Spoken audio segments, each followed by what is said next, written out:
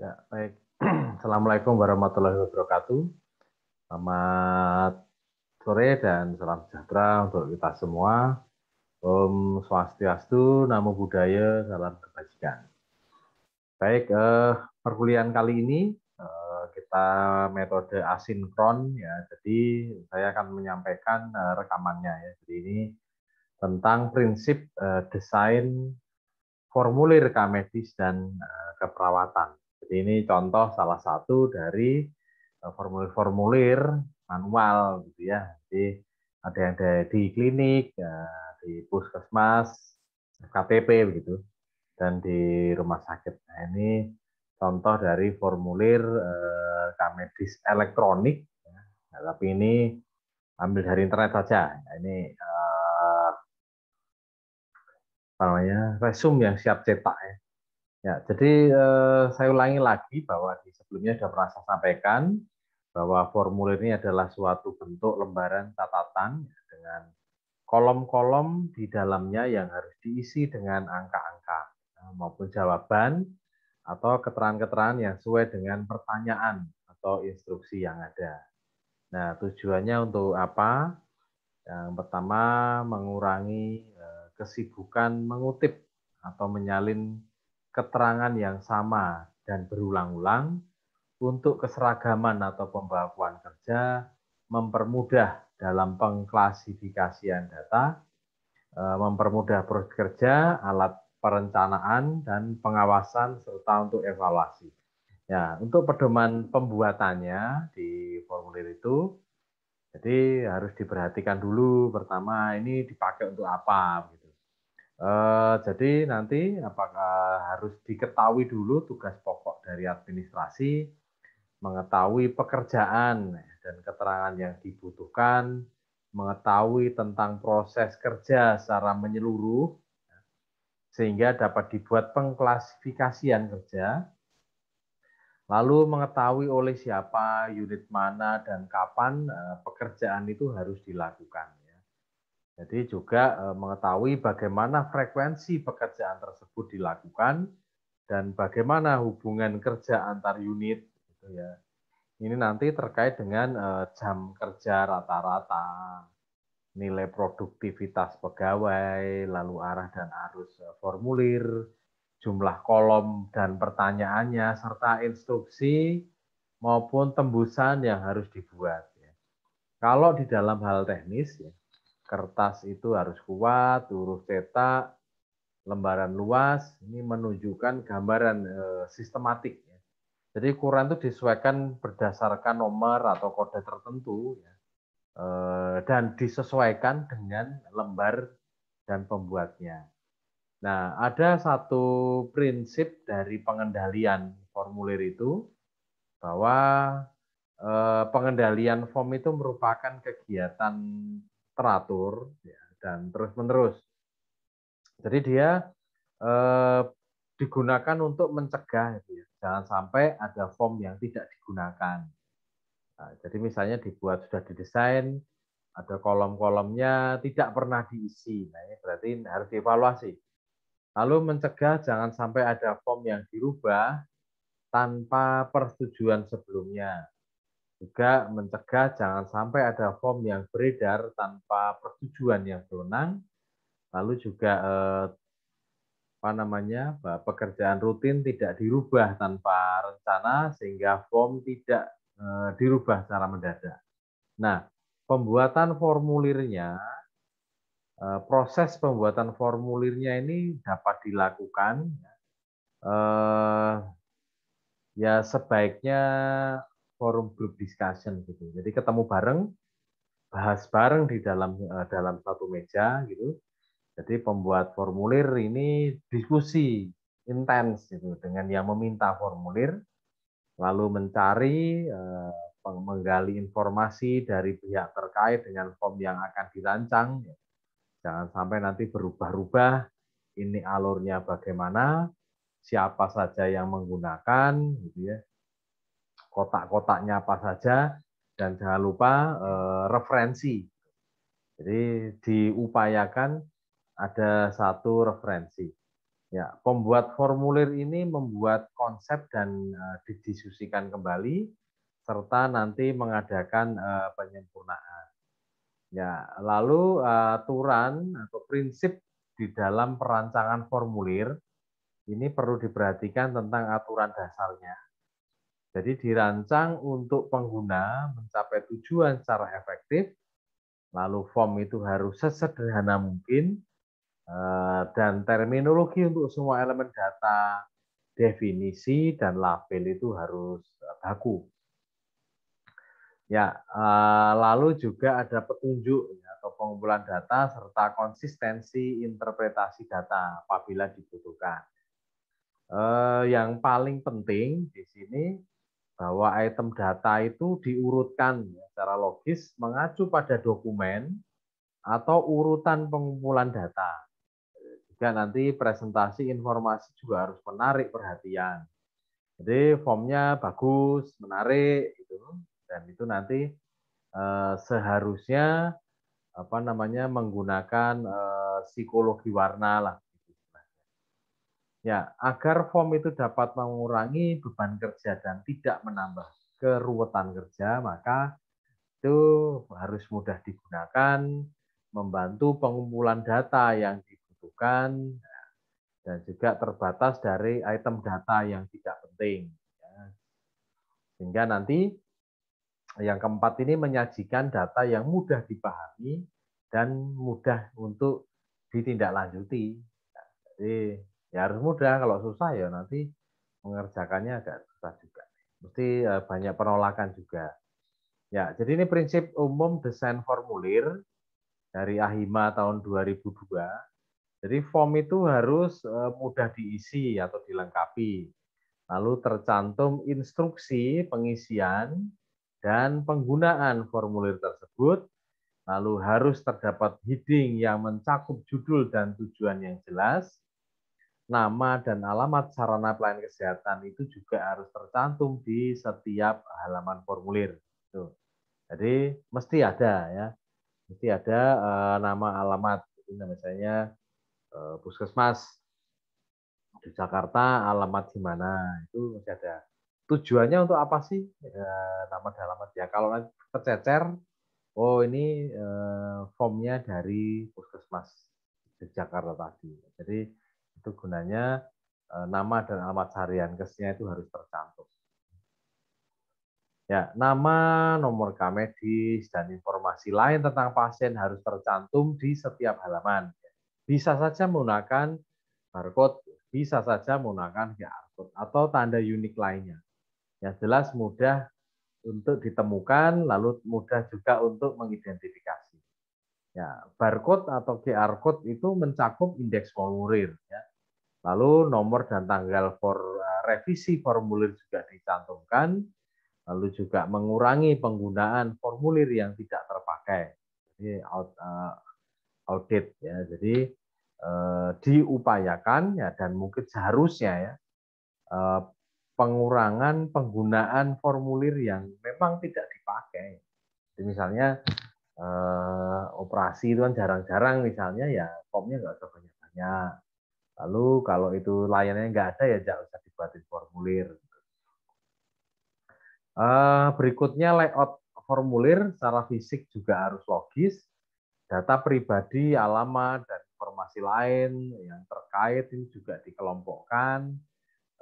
Jenis huruf standar, ini kapital, lalu batas tepi, margin, lubang tempat pengait atau hole punch ya, itu juga disesuaikan, menyesuaikan dengan itu. Ya, lalu dari garis ini memudahkan entry data dan memisahkan areanya.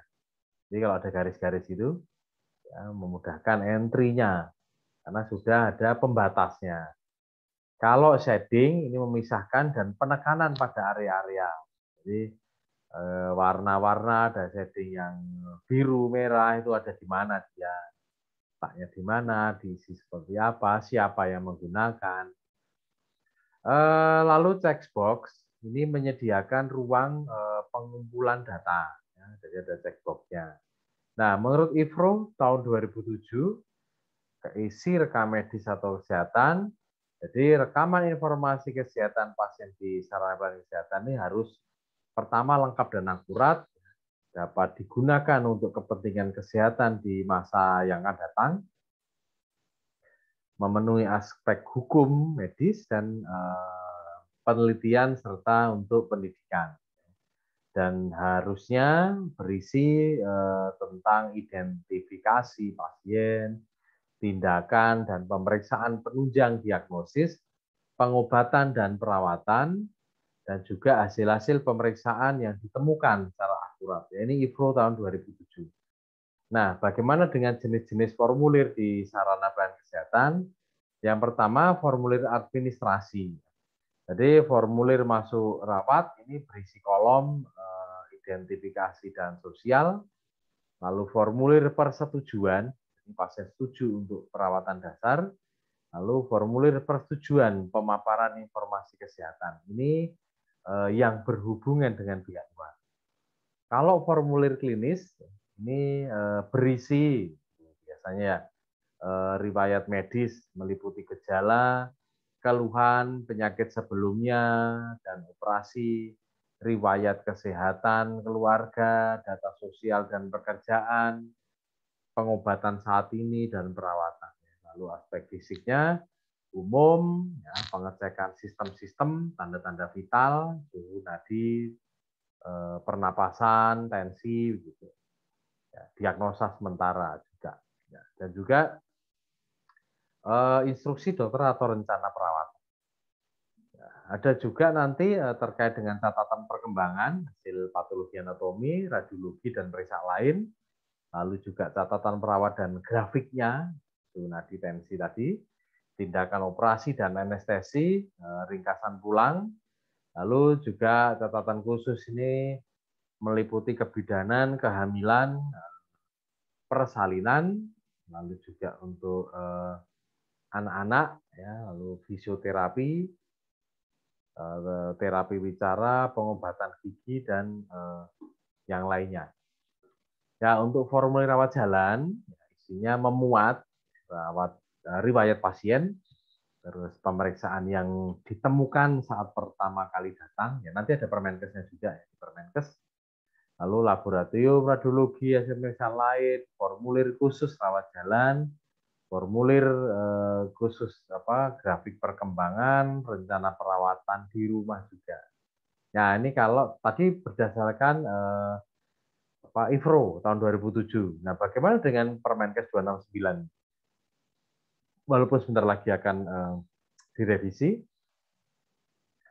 Ya, isi rekam medis rawat jalan pada Permenkes 269/2008 pasal 3 itu ada identitas, tanggal dan waktu, hasil anamnesis, ya, keluhan, riwayat penyakit, hasil pemeriksaan fisik dan penunjang medik, diagnosis, rencana penata laksanaan, pengobatan dan atau tindakan, pelayanan lain, lalu juga odontogram klinik, ya, terkait dengan gigi dan persetujuan tindakan. Kalau rawat inap, ini dari total semua rawat jalan ini ditambah catatan observasi klinis dan hasil pengobatan, riwayat pulang atau discharge, ringkasan pulang atau discharge summary, lalu nama, waktu, tanda tangan dokter, dokter gigi, tenaga kesehatan tertentu yang memberikan pelayanan kesehatan. Bagaimana kalau rekam medis dalam keadaan bencana? Ya, kalau di dalam keadaan bencana, tadi rekam medis di UGD ditambah jenis bencana dan lokasi di mana pasien ditemukan. Ya. Lalu juga kategori kegawatan dan nomor pasien bencana massal. Lalu identitas yang menemukan pasien. Ini terkait dengan isi rekam medis yang dalam keadaan bencana. Ya, ringkasan pulang itu harus dibuat oleh dokter atau dokter gigi yang melakukan perawatan pasien. Jadi isinya nanti memuat identitas pasien, diagnosa masuk dan indikasi dirawat, lalu ringkasan hasil pemeriksaan fisik dan penunjang, diagnosis akhir, pengobatan dan tindak lanjut, lalu juga nama dan tanda tangan dokter atau dokter gigi yang memberikan pelayanan kesehatan. Nah, bagaimana implementasi di fasilitas pelayanan kesehatan tersebut. Jadi dunia rekam medis itu sangat kompleks. Jadi daripada sekedar yang kita lihat sehari-hari, lalu rekam medis itu memiliki peranan yang krusial dan juga digunakan, ya, rekam medis digunakan sebagai pedoman atau perlindungan hukum yang mengikat. Itu rekam medis ya. Kalau rekam asuhan keperawatan ini meliputi atau merupakan asuhan dokumentasi asuhan keperawatan yang menyatu dengan rekam medis pasien. Kalau dulu ya rekam medis saja, sekarang ada namanya rekam keperawatan. Ya, ada dasar hukumnya dari Permenkes 269 tahun 2008 tentang rekam medis, Undang-Undang Nomor 44 tahun 2009 tentang rumah sakit, Peraturan Menteri Kesehatan, HK gitu ya, tentang izin dan penyelenggaraan praktek perawat. Jadi ada rekam medis, rumah sakit, dan keperawatan. Nah, sedangkan pada Permenkes 269 tahun 2008 sangat jelas bahwa rekam medis itu merupakan berkas yang berisi catatan dan dokumen tentang pasien, pemeriksaan, pengobatan, tindakan, dan pelayanan lain yang telah diberikan kepada pasien. Dan juga catatan itu tulisan yang dibuat oleh dokter atau dokter gigi tentang segala tindakan yang dilakukan kepada pasien dalam rangka pemberian pelayanan kesehatan.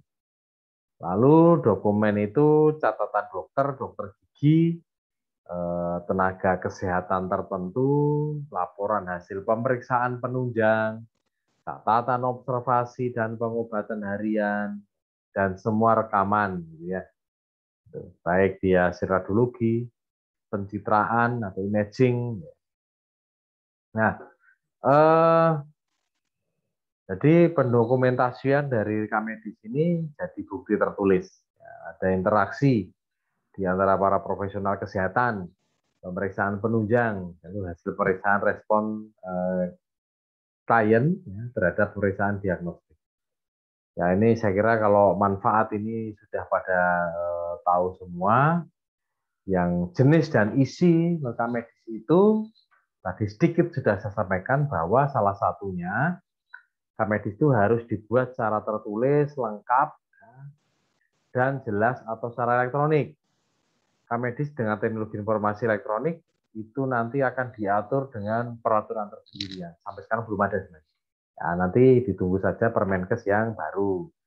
Nah, pada jenis dan isi Permenkes 269 itu ada rawat isi rekam medis rawat jalan, rawat inap, gawat darurat, pelayanan dokter spesialis, pelayanan ambulan, pengobatan massal, dan seterusnya. Ini diatur di pasal 3. Pasal 3. Jadi prinsip dari pembuatan form ya dari Pak ini dari sini ya isinya. Oke, saya sampaikan sekalian biar tidak menutup ya. Contoh nih di Permenkes 269. Ini rawat jalan, rawat inap, gitu. Identitas semua ada, tanggal dan waktu semua ada. Nah, kalau kondisi saat pasien tiba di sarana pelayanan kesehatan itu adanya hanya di gawat darurat. Identitas pengantar pasien itu juga adanya di gawat darurat. Ya. Jadi seperti itu. Jadi tidak semuanya ada di dalam formulir. Lalu ringkasan pulang ya mestinya itu ada di rawat inap dan rawat inap. Sekarang semua ada ya. Ringkasan pulang itu ringkasan pasien yang jelas itu di rawat jalan sekarang juga sudah ada. Sarana transportasi yang digunakan untuk merujuk juga itu juga nanti di IGD. Nah, untuk tata cara penyelenggaraan ini saya kira kita sudah sangat paham semua. Ini sudah dijelaskan. Ini saya hanya ngomong di pencatatan keperawatan. Ini sudah jelas di sini, nanti bisa dilihat lagi. Ya, ini formulir ya, Continuum of Care. Jadi ini tentang informasi tentang rawat jalan UGD, ruang periksa, terus admisi. Nah, ini standar GCI ya. contoh-contoh formulirnya, bagaimana nanti cara mendesainnya, ya. Jadi, nah ini form concern. Jadi yang terkait dengan concern, ini ada general concern, persetujuan tindakan operasi, persetujuan pembiusan, persetujuan transfusi darah, dan persetujuan lainnya. Nah, lalu ini ada terkait apa namanya saya sampaikan contoh-contoh formulir medis dan keperawatan. Ini UGD, contoh dari form UGD. Ini ada triase, juga nama keluarga, pengkajian keperawatan. Ini ada data subjektif, riwayat alergi, data objektif, ada TTV, ada skala nyeri, jam pemeriksaan, dan nama serta paraf dari perawat. Ya. Kecocokan jam datang dan jam pemeriksaan juga akan dilihat di sini. Kondisi pasien ketika pulang dan tanggal jam keluar. Tanggal dan jam keluar dari gigi. Ya, jadi ini bagaimana nanti untuk desain formulirnya. Ini contoh dari pengkajian keperawatan, ini pengkajian awal keperawatan, ini juga saya sengaja ngambil yang keperawatan karena memang lebih banyak ternyata ya. Nah, ini perpindahan pasien dari UGD ke rawat jalan, tiba di ruangan itu tanggal berapa, jam berapa, lalu dokter yang merawat siapa, kondisi ketika sampai di bangsal seperti apa, ini juga tercatat dan nanti didesain. Jadi melihat desainnya sampai ke situ. Tanda tangan juga, tadi sudah sampaikan di depan. Tanda tangan ini kan ada kolom yang dia harus diisi. Jadi kalau tanda tangan kalau kekecilan ya nanti pasti nabrak-nabrak. Jadi ya secukupnya. Makanya lihat komposisi di formnya, dia ada di mana, begitu ya. Diberi space untuk bisa tanda tangan. Ya, ini pelaksanaan dan catatan edukasi. Pasien pulang multidisiplin, jadi semua profesi juga ngisi di sini. Sama, ini perpindahan pasien antar ruang juga ada contoh-contoh formulirnya. Ini catatan terintegrasi, jadi di sini ada nama, waktu, tanda tangan, dan juga profesi. Ya, ini resum pulang, kebetulan ini resum medis yang harus diisi oleh dokter, DPJP ya, kalau namanya resum pulang ya. Ini yang diisi oleh keperawatan, jadi ada bedanya antara yang diisi dokter dengan yang diisi oleh perawat ya. Contohnya pada medis ini ada alasan pulang, terapi pulangnya, terapinya, obat terkait dengan obat. Kalau perawat ada nggak? Nggak ada. Jadi kondisi terakhir pulang, pendidikan kesehatan yang sudah diberikan, ya sudah berikan apa saja, diagnosa keperawatan. Ya, ada diagnosa keperawatannya, ada diagnosa medis, ada diagnosa perawatan, manajemen nyeri setelah di rumah, lalu rencana kontrol selanjutnya, dan nama perawatnya siapa. Jadi seperti itu untuk apa namanya di catatan perawatan. Ini desain form. Jadi itu tadi prinsip-prinsip dari pembuatan formulir.